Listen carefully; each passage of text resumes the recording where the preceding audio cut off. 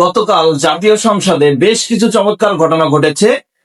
তার ভিতরে মাননীয় স্পিকারের সাথে ঘটে যাওয়া একটি ঘটনা বলতে চাই। সেটা হচ্ছে, মাননীয় স্পিকার কোনো এক সদস্যের নামের আগে মোহাম্মদ জুড়ে দিয়ে তার নামটা ডাকলেন। তখন তিনি খুব গর্বের সহিত বলছেন যে, মাননীয় স্পিকার, আমার নামের আগে তো মোহাম্মদ নেই।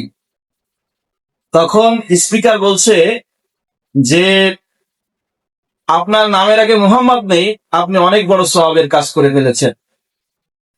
হাসতে হাসতে বলেছে, যদিও বা তিনি সরি বলেছেন পরবর্তীতে, কিন্তু দেখুন এদের চিন্তা ভাবনাটা দেখুন। এখন দর্শক অনেকে বলছে তাহলে নামের আগে জয় শ্রীরাম যুক্ত করে দিই। অনেকে বলছে যে নামের আগে অনেকে অনেক রকম যুক্ত করে দিচ্ছে, যুক্ত করে দিয়ে নাম তৈরি করছে।